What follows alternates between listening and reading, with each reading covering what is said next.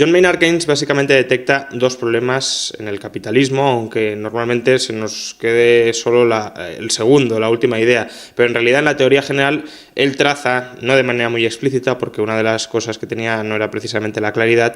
pues traza, digamos, dos problemas para el capitalismo. Uno es el problema del más largo plazo. En el largo plazo, Keynes teme que las economías capitalistas sean incapaces de dar empleo a todo el mundo, porque simplemente cada vez habrá menos inversiones rentables y al haber menos inversiones rentables habrá una parte del gasto, que sería el gasto en inversión, el gasto que debería emplear aparte de la sociedad, aparte de la fuerza laboral, que no se llevará a cabo precisamente porque no es rentable, porque será más rentable tener dinero atesorado, tener saldos líquidos de tesorería, que acometer inversiones que, ya digo, cada vez, precisamente porque hay muchas, son cada vez menos rentables. Entonces, el futuro que traza para el capitalismo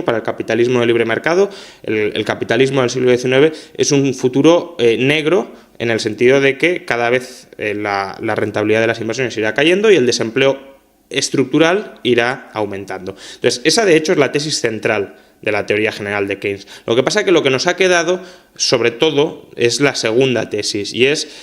cuáles son las implicaciones que todo esto tiene, además, para el ciclo económico, digamos, o para las crisis que suceden en el capitalismo a corto plazo o en el medio plazo. Es decir, no tanto la trayectoria a 30, 40 o 50 años, sino los problemas que pueden venir mañana. Y aquí Keynes cree que precisamente porque las expectativas de los inversores son muy fluctuantes y muy volátiles, podrá haber situaciones en las que de repente colapse el optimismo de los agentes, y al colapsar el optimismo de los agentes decaiga la inversión, y al decaer la inversión tengamos una situación de depresión económica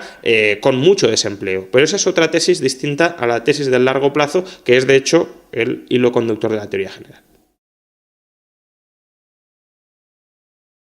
Bueno, básicamente para los dos problemas Keynes propone, sobre todo, para el primero, él aboga por distintas políticas. Él aboga, en primer lugar, por incrementar el consumo, el consumo, digamos, estructural, o lo que él llama la propensión marginal a consumir, es decir, que dado que la inversión es lo que más fluctúa, pues si los agentes económicos consumen porcentajes crecientes de su renta, esa parte es más estable y por tanto está menos sometida a problemas, ya no solo de fluctuación, sino incluso, recordemos que hemos dicho que a largo plazo él creía que la inversión iba a caer y a caer y a caer, por tanto, si el consumo lo consigue mantener en niveles más altos, la caída de la inversión será menos relevante a la hora de destruir empleo, riqueza y demás. Sin embargo, Keynes cree que aún así no se soluciona, estimulando el consumo, no se solucionan los problemas de la economía capitalista. De hecho, mucha gente cree que Keynes es un subconsumista, un economista que atribuye todos los problemas de la sociedad a la falta de consumo, y no es así. Recordemos que los atribuye a la falta de inversión. Otra cosa es que el consumo puede ser un paliativo, pero el problema fundamental es la falta de inversión, y en esto sí que puede tener algo de razón. Entonces, él, al final, lo que propugna es socializar la inversión. Es decir, que ya que a largo plazo cada vez habrá habiendo menos proyectos rentables, pues que sea el Estado bien quien garantice ciertas rentabilidades a monopolios públicos o privados, es decir, usted toma la licencia de este sector, yo le garantizo que va a vender a estos precios y por tanto puede seguir invirtiendo porque sea rentable, o bien que el Estado directamente invierta en lo que sea. Y este es un factor muy importante, que luego espero decir algo más, porque en lo que sea significa que a Keynes la rentabilidad no le importa demasiado, porque él casi ve la rentabilidad como un obstáculo al gasto sin ninguna función dentro de la economía. Entonces él dice, hombre, si se pueden hacer proyectos rentables, bien, pero a falta de proyectos rentables que se haga cualquier cosa. Y ahí es cuando él empieza a poner ejemplos de terremotos, de construir pirámides, de construir catedrales, etcétera, etcétera, de embotellar billetes y de esconderlos en el fondo de una mina para que el sector privado invierta en desenterrarlos y volverlos a enterrar, etcétera. Es decir, cosas realmente absurdas, sin ninguna utilidad, pero que sí tienen la función o el logro de dar empleo a la gente. Empleo en nada productivo, empleo que no genera bienes que las otras personas desean y que les hagan felices, pero sí que las mantiene ocupadas en algo. Entonces, esa es la perspectiva de Keynes para el largo plazo. Socializar la inversión, que cada vez el Estado, directa o indirectamente, se haga cargo de porciones mayores de la economía, porque cree que el sector privado no se va a poder hacer, no se va a querer hacer parte. Por cierto, esta solución es muy parecida a lo que proponían los regímenes fascistas de la época, es decir, una especie de colaboración entente público-privada donde el sector público dirija fundamentalmente la inversión, aunque la propiedad de los medios de producción quede a título nominal en manos del sector privado. Keynes no era un comunista, pero sí era una persona que, manteniendo la propiedad privada, pretendía regularla y dirigirla desde el Estado de manera muy intensa, sobre todo en lo que a inversión se refiere. Entonces, estas serían las soluciones para, digamos, los problemas a largo plazo, es decir, que si el sector privado no gasta, que gaste el Estado. Y luego, para el corto plazo, él lo que propone pues, son distintas políticas, también muy intervencionistas. Propone estimular el consumo a corto plazo, es decir, ya que hay un colapso de la inversión transitorio, no estructural, pero sí transitorio, pues bueno, que pues bajemos impuestos, por ejemplo, para que la gente consuma más, o aumentemos el gasto público en transferencias o el gasto público directo para compensar la caída de los gastos, o reduzcamos los tipos de interés para que el sector privado esté más incentivado a volverse a endeudar y por tanto a volver a consumir a crédito y a generar de nuevo una especie de burbuja de endeudamiento, o penalicemos el atesoramiento de dinero ¿para qué? Para que la gente no tenga otro remedio que lanzarse a consumir, o destruyamos los stocks de mercancías o de pisos que no se han vendido ¿para qué? Pues para que cuando emerja un nuevo consumo, un nuevo gasto, ese nuevo gasto no se atienda con los stocks ya producidos, sino con los stocks que se irán produciendo de nuevo, contratando a gente, bueno, al final todo mecanismo que consiga estimular el gasto a corto plazo sin plantearse si ese gasto está bien traído, no está bien traído, si es sostenible, si no es sostenible, si genera riqueza, si no la genera, si consolida las distorsiones ya acumuladas, si no las distorsiona. Otro ejemplo de políticas que propone es la depreciación de la divisa, por ejemplo, es decir, todo lo que pueda estimular el gasto en un momento de depresión, sea ese gasto necesario o no, positivo o no. Bueno, Keynes se equivoca en muchísimos puntos. Entonces, por dividirlo en dos, de nuevo sus errores sobre la trayectoria a largo plazo de la economía. Aquí es precisamente, si esto no nos ha llegado mucho de Keynes, es porque esta perspectiva se ha abandonado porque se ha visto que es disparatada. El capitalismo a largo plazo no tiene ningún problema a la hora no solo de incrementar el trabajo para todos, sino de incrementar los salarios, las remuneraciones y la riqueza para todos. ¿Por qué? Porque el error fundamental de Keynes en este sentido fue creer que la rentabilidad del capital, por el hecho de acumular mucho capital, iba descendiendo hasta que al final llegaría a cero o incluso a franjas negativas, a niveles negativos, y por tanto donde el sector privado no se querría meter. Esto es fundamentalmente erróneo porque más capital no significa menos rentabilidad, sino más oportunidades para invertir. La rentabilidad del capital no es pues como un subproducto que te queda por quitárselo a los otros y que por tanto si hay mucha competencia ese subproducto cada vez será menor. No, la rentabilidad del capital es un pago que se efectúa simplemente porque los ahorradores conceden tiempo para invertir, para producir, y ese tiempo se ha de remunerar. Por ejemplo, si nosotros nos planteamos cuánto estaríamos dispuestos a pagar por un flujo de renta de, por ejemplo, 1.000 euros anuales durante los próximos 10 años, nadie de nosotros estaría dispuesto a pagar hoy por ese flujo de renta de 1.000 euros a lo largo de la próxima década, cada año durante 10 años, 10.000 euros. Bien, pagaríamos un poquito menos, 9.000, por ejemplo. Por la diferencia entre esos 9.000 que pagamos y los 10.000 que iremos recibiendo a lo largo del paso del tiempo es el tipo de interés o la rentabilidad de ese activo. Y precisamente por eso siempre existirá una rentabilidad de los activos, porque los activos producen bienes futuros. Y entonces, en el presente, no estamos dispuestos a entregar tanto valor como el que se producirá en el futuro. Por tanto, siempre será rentable, siempre habrá rentabilidad a la hora de fabricar activos, si no son malas inversiones, por supuesto, es decir, si no destruyen valor, si no generan bienes que no desean los consumidores, etcétera. Pero es que además, incluso desde un punto de vista de productividad física, si lo queremos ver así, que haya más bienes de capital significa, de nuevo, como decía, más oportunidades para generar riqueza. ¿Por qué? Porque un bien de capital no se utiliza, o si tenemos un bien de capital y producimos otro, ese otro bien de capital probablemente no se utilizará para competir y para realizar las funciones marginales que venía realizando el otro, sino que se utilizará de manera cooperativa con el anterior. Un bien de capital nuevo se puede utilizar o para reducir, por ejemplo, los costes de producción de los bienes de capital ya existentes, con lo cual yo invierto en economizar lo que me cuesta producir bienes de capital y por tanto tengo más bienes porque no he inmovilizado tantos en su producción, o para explotar, como digo, las complementariedades. Es decir, si nadie de nosotros tiene coches, construir una autopista es un negocio descabellado. Si todos nosotros tenemos coches, es decir, bienes de capital,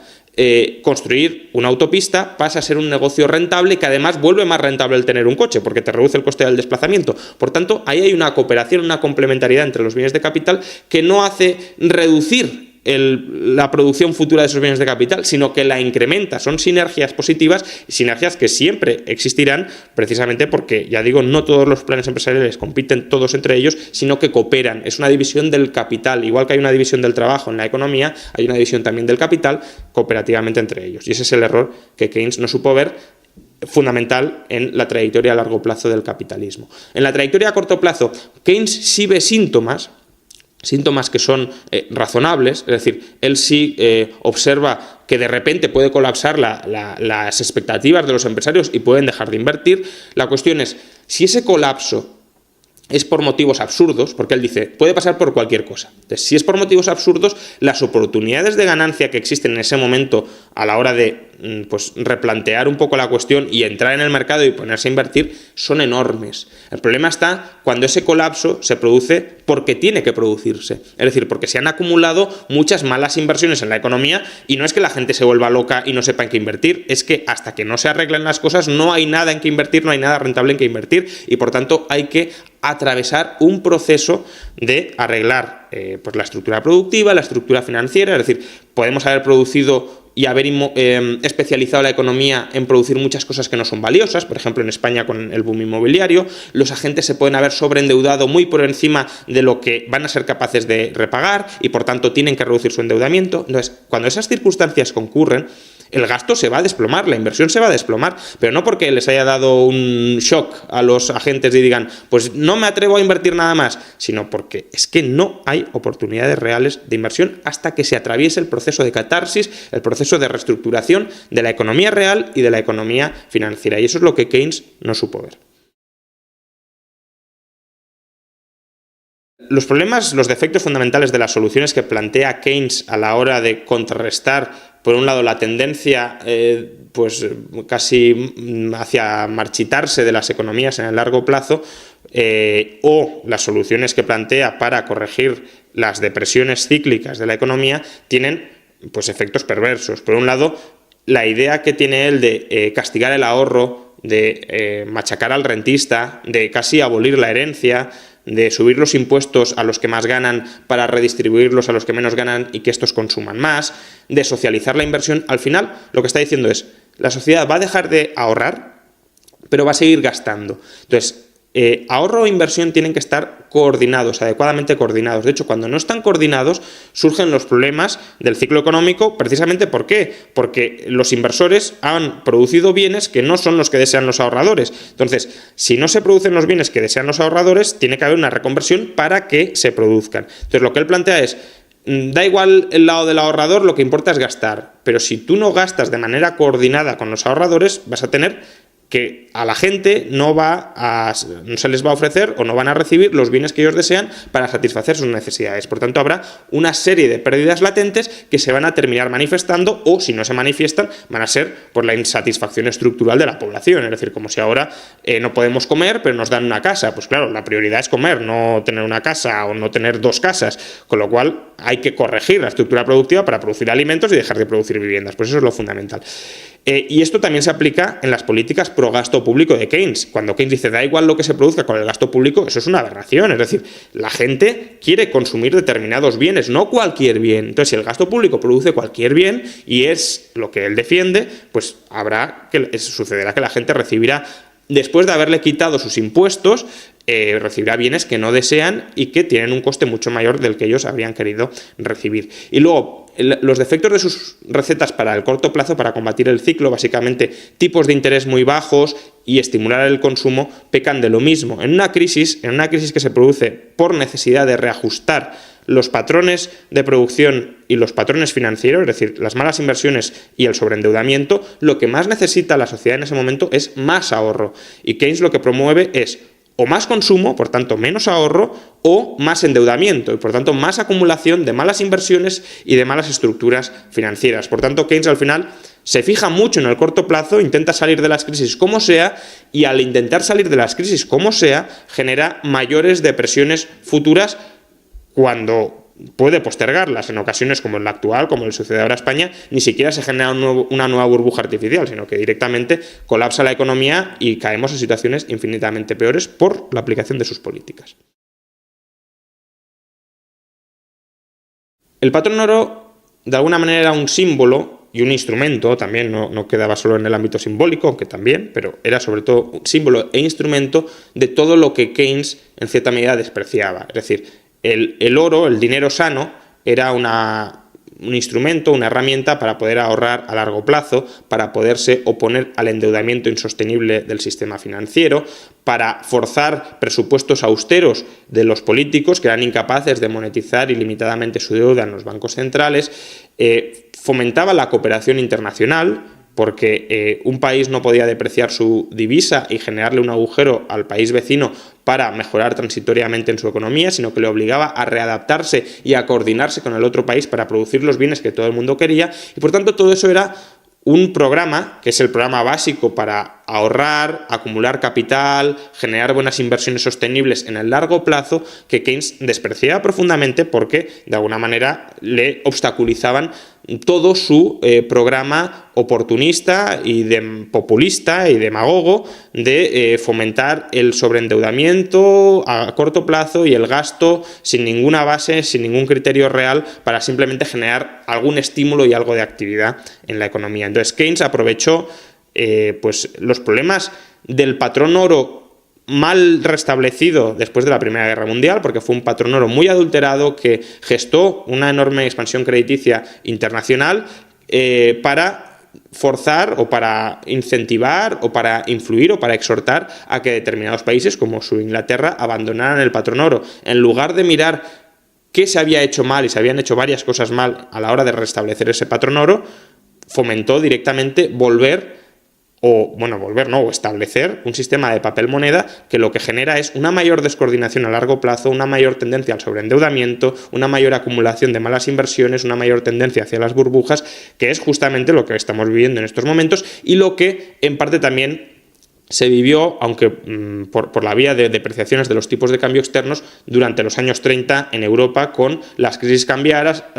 con las devaluaciones competitivas, un desastre tan absoluto que el propio Keynes, en el año 44, después de haber abogado por estas devaluaciones competitivas, tuvo que rectificar y tuvo que sumarse no tanto a Bretton Woods, que no fue probablemente su plan, pero sí a su plan de establecer una divisa mundial con tipos de cambio fijos, porque vio el desastre de, en última instancia, abandonar los tipos de cambio